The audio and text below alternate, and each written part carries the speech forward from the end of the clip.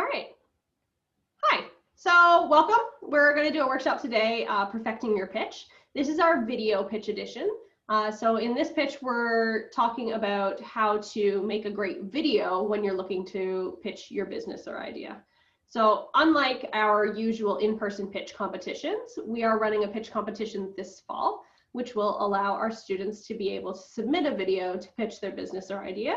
So we want to talk a little bit about the things that are going to make your pitch great when you're doing it on video. So thank you for joining me. Today, we're going to go over a few key things. We're going to go over the pitch, the video, and then I'll tell you a little bit about the competition itself.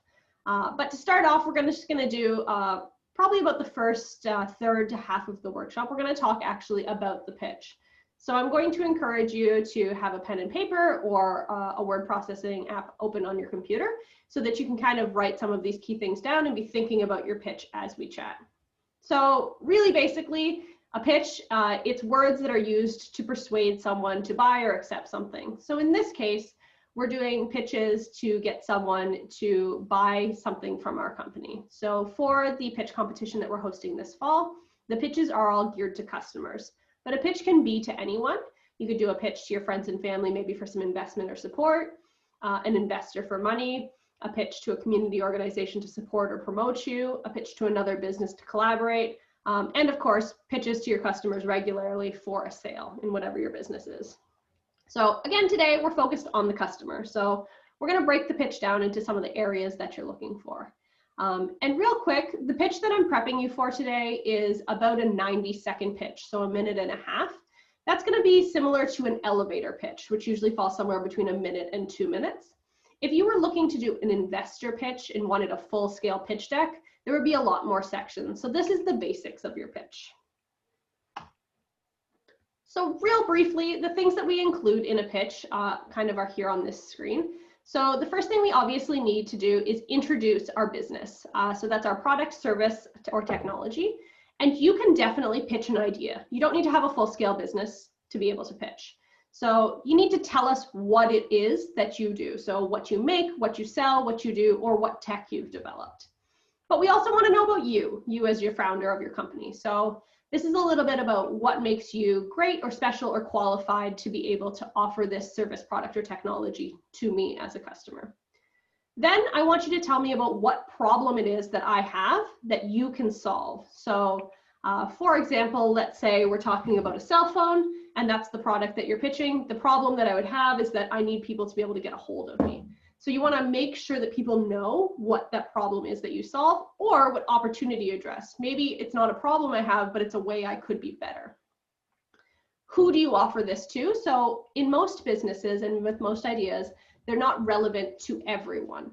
So, maybe your business is most relevant to millennials, or maybe your business is most relevant to dog owners because my dog just came to see me. Whatever the business is, you want to say, what is your target and what can you offer them? Those features and benefits that you can offer them are super important. And then you want to talk about how you're different from others that would do something similar. So again, for example, cell phone, what's the difference between this cell phone and another cell phone? And at the end, you need to ask for something. Likely because we're talking to customers, we're asking for a sale, but you might be asking for support or investment, maybe a testimonial. There's always something you can ask for at the end. So in the beginning, the first thing we need to understand is who you are and what's your idea. So you're going to introduce yourself and you're going to tell us a little bit about what business you are starting and about you as the founder. And I put some prompting questions on here that you can definitely review, and I'm not going to go through all of them, but the key things here is to kind of think of those key question words: who, what, when, where, why, and how. And you want to answer a good chunk of these in your pitch. Who are you? What's your business do? Where did you get the idea? Who do you help? How do you know it's a good idea? Things like that can be really impactful, and you want to make sure that someone leaves your pitch not having basic questions about, so what is it that you do? You really need them to understand what your product, service, or technology is and who you are as a founder and why that makes you qualified to do what you say you're going to do. Basically, we use this introductory section of introducing your business and introducing yourself to show the validity of your business. So why is this business valid? and to establish some trust with our customers so that they get to know a little bit about us and our business and why we're qualified to do that. Any questions? So at the beginning of a pitch, right? Yeah. You have to be. I know this is a generic question, but could you restate that again? Why is it important to really for the people to know about you, like as an individual? To know about you? Yeah, that's a great question. So generally, people want to buy from someone they trust. So especially when your business is small and you are everything, what you really want to show in this section is why people should trust you. So that can be something as simple as I have experience in this industry, or I also had this problem and I did this so that I could solve it. It just shows that your company is more than a faceless enterprise. You know, it's a small business that you're offering a service to someone, and people want to know a little bit about your background if they're going to buy into you. That make sense? Okay. Yeah? It makes perfect sense. Cool. And again, this doesn't need to be the start, but somewhere in your pitch, you need to introduce yourself and your idea. Okay. All right. So the next part that we really want to make sure that is really hammered home in our pitch is that we want to make sure that every pitch has a problem or opportunity that they're solving. So in this part, it's also really key to identify who has that problem or opportunity. So you want to ask yourself these key 3 questions and try and put the answers to them in your pitch. And those questions are, what problem do you solve? Who has that problem? And how are you solving their problem? So again, for example, let's say I've developed a plastic plant. You know, I make these little plastic plants. So what's the problem that someone might have if they were looking at buying a plastic plant? Well, maybe their plants keep dying, or maybe they live in a basement apartment with no sunshine, right? But they love plants. Now I need to ask myself, who is that person?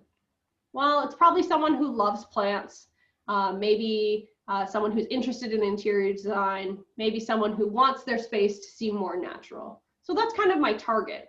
And then I want to say, how am I solving that problem? Well, I'm making plants that are made of plastic so they don't die. That's going to brighten up your space. So the feature is that it's made of plastic. The benefit is that it brightens up your space. So I want to make sure that I include those types of things in my pitch, where I would say something like, are you sick of your plants always dying? Well, for people that are interested in design and making sure their space feels full of life, we've developed plastic plants that liven up your space. So customer pain, target customer, features and benefits. Does that make sense? Makes perfect sense. Awesome. So something that I'm going to get you to do once this is done is I want you to go through and make sure you answer those 3 questions before you even start writing your pitch. Okay. Cool. So really key, you want to make sure that the problems that you're solving or the opportunities that you're presenting are real. So this is where we want to have made sure we've talked to some of our customers or we've done some of our research to make sure that we're solving something that actually is a problem for people. And then the next thing we want to think about is making this all into a story. So we know that people resonate well with stories, and that's why stories have been around for centuries. So rather than just listing facts out, we want to give people something they can relate to and they can resonate with. So if you have people imagine a problem and imagine that solution, and you can relate that problem to them or have them relate to that problem, it's a really great way for people to clearly see what's going on. You can show how it can improve people's lives with a story by taking someone through a narrative of how they've used your product, service, or technology and their life improved. Remember, with all stories, just like any other story, a children's book to a novel, you should have a beginning, a middle, and end, and that should be clear. So you should have a clear flow. And you can put a story anywhere in your pitch. You'll see pitches that start with, so my friend and I, and then starts with a story. You'll also see pitches that start very formally and then say, let me take you through an opportunity that would come up. So you can put this anywhere, but that narrative can really resonate with your audience and really bring people together. So it's great if you can use a story that is relatable, and it can be hypothetical or real, but you want it to relate to your target customer. So again, if we jump back to that example of plants, you know, we might say, I once lived in a basement apartment and didn't have enough light to grow plants, and I thought there must be a better way. That would be a great start to a story. So again, another piece of homework after this workshop is to start thinking about, is there a way that you can make a narrative around your business? Any questions? So, like, yeah, that's another thing too. Is like, so what's the difference between the story, right, and the so? Because I remember Dave was going through it too as well in a presentation that we were going through about telling the story. Like, what's the difference between telling the story and giving out general facts? Sorry, telling a story and doing what? And just giving out general facts. Like, these are the facts of my business idea, but it's like it has to have a story. Like, why does it always have to have a story? Like, does it always have to have a story, or should it most likely have a story? Because even a Shark Tank, Dragons Den, I see stories all the time too as well. Like, Yeah. I'm just asking just general questions. Like, No, that makes sense. No, it does not have to have a story. Your pitch can have a story, and stories are a good way to relate to your audience. It will really depend on your business. Okay. So in some businesses, especially businesses that are very much driven by emotion, so, you know, I really want this thing because I want to feel this way, you might find a story really powerful. If you're working in something where you feel that the facts speak for themselves, for sure, you can feel free to omit the story, but you still want your pitch to have some sort of logical flow of a beginning, middle, and end so that people can follow along with it. In general, people resonate with narratives or stories more than lists of facts. Now, this will also depend who you're pitching to. If you were a tech company pitching to a series of developers, you might not want to have a story in there because you're really looking at just technical specifications. But for a customer, we've found that these narrative stories do tend to help people towards a buying decision. That's true. It does. Awesome. Because you even see it on Shark Tank and Dragons Den all the time. Pardon? Okay. I said you see it on Shark Tank and Dragons Den all the time, big stories, but Yeah. all the time. I just wanted to know like the root of it, like the inside as to why. More, but you explained it in David. Perfect. So the next thing that you want to consider sharing is a little bit about your business model. So customers are interested in how your business works. And this piece is going to be a lot smaller in a pitch to a customer that we're working on today than it would be if you were pitching to, say, an investor. But people want to know that you've thought about your business and that it makes sense. So do you understand the market that you're selling in? You know, are there a lot of competitors or are there just a few of them? Do you understand, you know, have you made any money? If not, how are you planning to make money? Do you understand how to get things to your customer? Are you going to sell online? Are you going to have a store? Are you going to partner with someone else? And you want to really discuss, you know, especially for pitching to a customer, how they can buy from you. So, you know, my services are available for $19.99 a month, and you can find me on my website. So you really want to discuss kind of this business model of how a customer can find you, what they're paying for, and what they get back from that. Again, in a pitch to an investor, this section is going to be a lot bigger and a lot more detailed and include things like financial statements and market analysis. But for a pitch to a customer, we really want to just make sure that the customer understands that this business has been thought about and that you can contribute. Now, this section is something that's going to be really key to our customers, and this is why we've added it in here for a customer pitch. And that's the difference between features and benefits. So you'll hear about these words a lot in pitches, and you'll want to share these as well.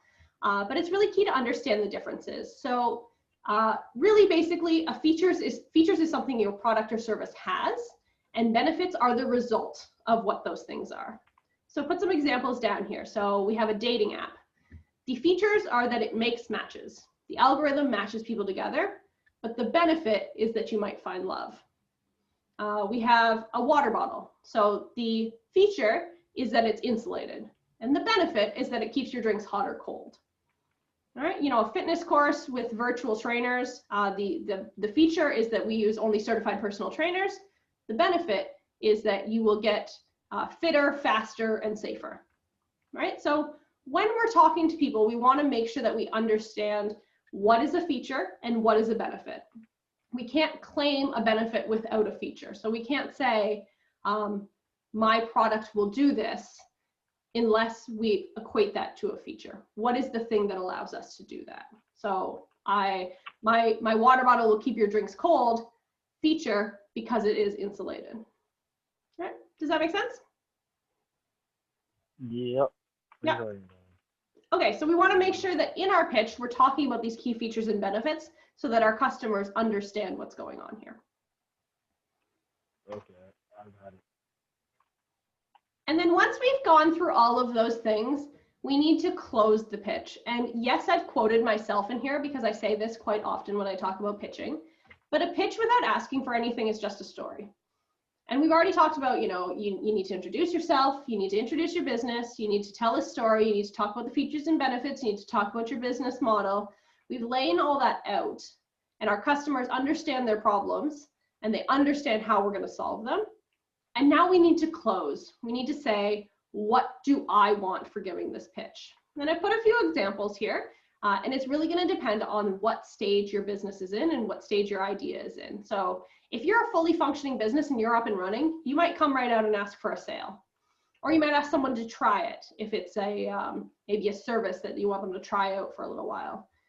Maybe you're not quite there yet, but you have a website or an Instagram page. You might ask someone to sign up or to follow you. If you're downloading it, you're making an app, maybe you'll ask for a download. Maybe you're super early on and you're still doing research with your customers. You might ask them for information. You might ask them to promote it to others, or you might ask them, hey, how do you think I could do better?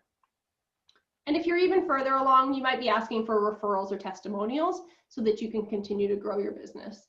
But you really want to make sure that you ask for something.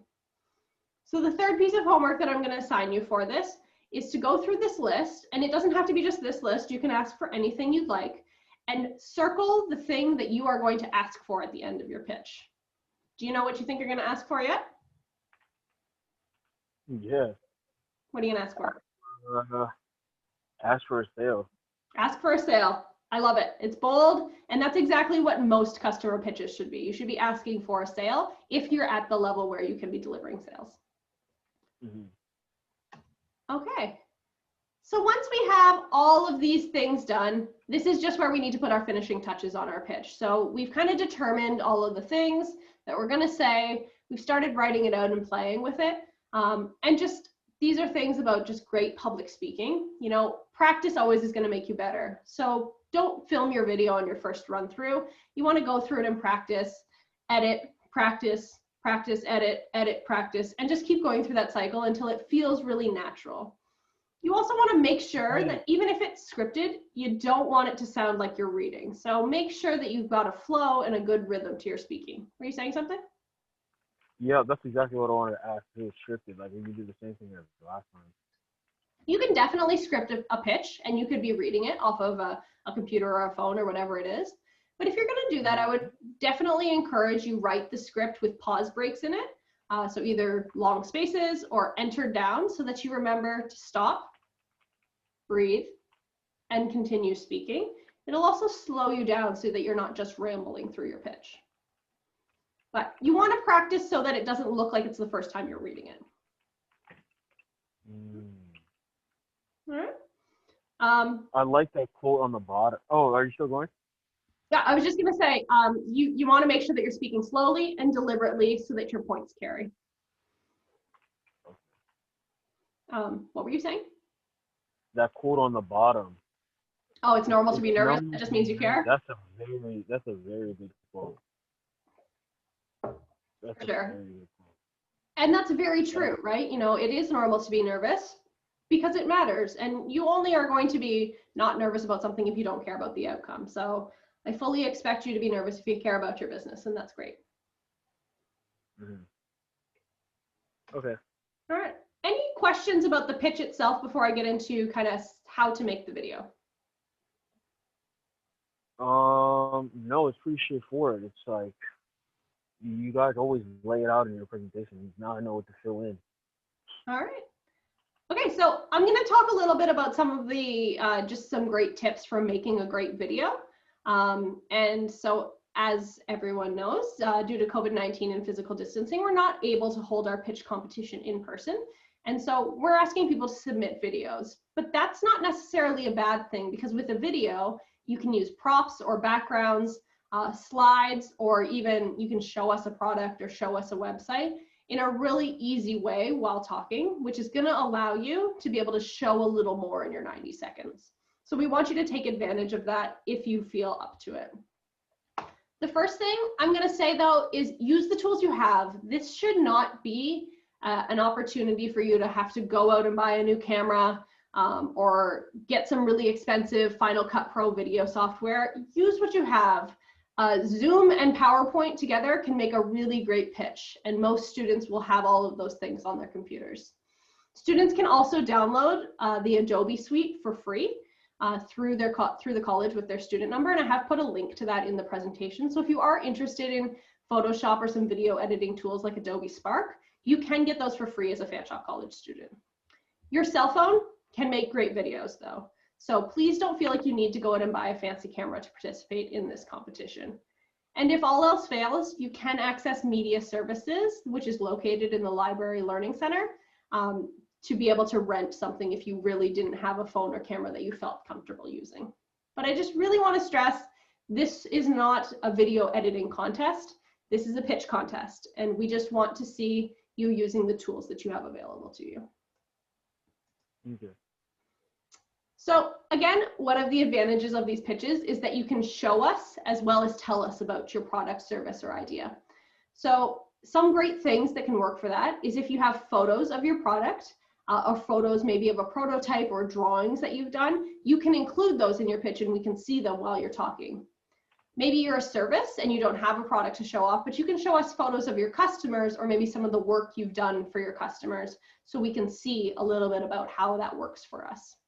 You can also show us a video of your service in action. Maybe you're a technology or an app and we can actually walk through the app with you on a video.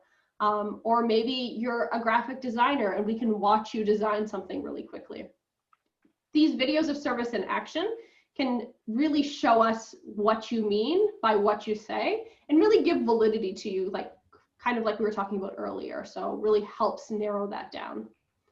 You can always use screenshots of a website or social media if you have that, or you could include testimonials from others. So if there's someone who's used your product, service, or technology that's willing to talk for 20 to 30 seconds about how great it was, you can include a video of them talking as well as you talking so that you can really round out your presentation. This is a great area for you to consider. Of course, it's not required. Anyone can make a pitch video by just filming themselves on their cell phones, but this is what's going to make pitches great, by being able to show us a little bit more than just our product, service, or technology. That all being said, we also want to see you. So don't spend the whole time hiding behind visuals or only showing us photos or pictures of the things that you've worked on. We want to make sure that we can see you, and we want to see you speaking clearly and directly into the camera for at least some of the pitch. You don't need to do it the whole time. Common ways that pitches are done is a side-by-side, where maybe there's slides and videos on one side, and then there's someone's face on the other side. You can do something like that, or you can mix them up. Maybe we start with you talking, and then we show some photos and videos, and then we end with you talking. It doesn't really matter when, but we do want to see you pitching. It gives some validity to you as the entrepreneur and allows us to see some of your public speaking skills. When you are on camera, though, we want you to dress the part. So getting dressed up and looking nice can help build confidence when you're doing a pitch. But if your business has maybe a particular uniform that you would wear, or you can wear something to represent your business, that's great too. If you're a chef, we'd love to see you in your chef's hat. If you're a welder, we'd love to see you with a welding helmet on, ideally with it tipped up so you can see your face. But we want to make sure that we can see you representing your business. We want to see you showing us your passion, and we want to see you using good body language and checking your audio to make sure we can hear you. So really key thing there, listen to yourself after you record to make sure that it works. Any questions about your visual presentation? No, I remember this last year. That was like one of the main things you guys talked about too. I remember this part. For I don't sure. know any questions. Yeah, we definitely talk about this in in-person pitch competitions, and this would be really similar things you would want to use in an in-person competition. You want to smile, you want to have positive body language, you want to speak clearly, you want to sound like you're avoiding reading a script. Those things translate if it's on video or if it's in person. We just want to make sure that in these videos that you feel that you can also represent yourself through video as well. Of course, it is not required. So a great pitch, we would like to see you and resonate with you. But if you're not comfortable being on camera, you can use visuals instead, and that's fine too. Okay. Now, video editing. I am not a video editor, and I can fully see how it can be overwhelming to think of having to learn all of these different video editing softwares for this competition.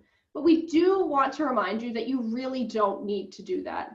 If you are sitting in one location, maybe having a roommate film you, or you've set up a tripod and we just see you talking, that can still be a great pitch if it has really great content. You can also, like I said earlier, create a slideshow in something like PowerPoint or Canva, and then deliver that PowerPoint over Zoom, and make sure you turn your video pane on and just record it and send that to us. Again, a really awesome pitch that includes video, visuals, and a video of you. That can be an amazing pitch as well. You do not need any fancy video editing software for a pitch like that. You can add music and you can add videos, and those are great, but those are not required, because this is a pitch about your business or your idea, not a pitch about how you should be the next video editor. Please don't get overwhelmed. Creating a slideshow, doing just a first-person pitch is a great idea, and we still hope that you'll consider submitting something if video editing is not your thing. So we have some examples here, and this PowerPoint is available on the Leap Junction website at leapjunction.ca/pitch competition. But you can view some of these videos here, and I'll leave that for you to check out later. We have some examples, multiple from Shark Tank or Dragon's Den, of great pitches that people have given. Other great places to look for pitches, if you're looking for examples, are crowdsourcing. Crowdfunding areas. So something like Kickstarter or Indiegogo is a really great place to also look for videos. But we've had some clients from Leap Junction that have done some really cool pitches over the years. Below are some of our clients that have done pitches for us, and we have recorded them. Some of them are just them talking in a pitch competition, and some of them are videos that they've put together. So take a look at those, and I hope that you find something that'll help inspire you. So that's the last part about the video. I'm going to talk a little bit about the competition now, which again, you can check out on our website. But do you have any questions about the video before I move on? So the video has to be like, so I can just literally take my phone, make a video and send it. Like, how do you make this video? Like how do you do it? Like, I don't know. How do you upload the video? So it's like I can take a video on my phone, upload it to the computer, upload it to you guys. Yeah, I'm going to go through all of that, like how to actually submit the video for sure. But yeah, you can make the video on your phone, or you can make it on Zoom or on your computer, or if you have a camera, you can do it on a camera. But yeah, we have a form where you can upload it. Okay, perfect. Cool. So the competition, the My Virtual Pitch Competition, or the MVP, it's currently live, and it's going to be running until November 22nd. We are accepting the video pitches until November 13th, and then we're going to do voting in the last week. So that will run from November 16th to 22nd. So some entry requirements for the MVP competition. Every participant must be a current student of Fanshawe College. Unfortunately, this competition is not open to our alumni. You must be a current student. And you must sign a video photography release in order to be considered. And this will allow us to be able to post those videos for the voting. We do need you to release that. And that can also be found on our website. Just like everything that happens in the college, all pitches must comply with the Student Code of Conduct. So they must be appropriate and free of hateful language. And due to the COVID-19 situation, all videos must comply with the London Middlesex Public Health Guidelines, specifically around COVID-19. Masks and physical distancing are encouraged, especially if there is going to be close contact. We will choose the best pitches to be displayed on our website, and those will be the ones that will move on to judging. So ensuring that you've met all of these criteria will help you move on to the next stage of judging. The pitch itself must contain a few things. And again, these are on the website for you to refer back to, but all pitches, in order to be considered, need to contain the next 6 things. They need to describe the business or idea. They need to describe the opportunity, problem, or need that is solved. They need to describe the target customer. They need to describe the benefits or value that is added through their business or idea. They need to describe how the idea is unique. And they need to make an ask or have a close at the end. These 6 things need to all be required, and this is what we will be judging you on as well in order to move on to the next stage of the competition, which is the judging. Now, technically, we have some requirements as well, which will help us be able to share your video. So as I mentioned at the beginning, the videos must be between 60 and 90 seconds long. So this is in order for us to be able to have a maximum number of videos, but also to ensure that you're getting all the information we need in. You cannot have any copyrighted music, photos, or videos in your video without permission. And I've included some links at the end of this to where you can find some free versions of those. But it's really key that you don't have any copyrighted material in there. We need you to keep your videos to a reasonable size of 250 megabytes. You can use video compression, but if you're just doing a filming of yourself, like we had talked about, you should be fine with that. Your video needs to be saved as an MP4 file. Again, you should be able to save it as that when you save it to your computer. As previously stated, you need that photo release, and you must submit by Thursday, November 12th at midnight. So you can find that submission form on our website at leapjunction.ca. Any questions about that? No. Cool. So as I mentioned, videos are going to be submitted, and we have 2 categories that they'll be submitted in. We'll be doing a judging round for products and a judging round for services and technologies. The pitches will be judged by a panel of staff members, community members, and entrepreneurs who will choose the winner, and then we will announce that at the end of the competition. And what are you competing for? Well, we're offering for this competition a $1,000 prize for the best product, a $1,000 prize for the best service and technology, and a $500 prize for fan favorites. So if you're chosen to go on to the next stage, we'll encourage you to have your friends and family vote for you so that you could possibly win that fan favorite award.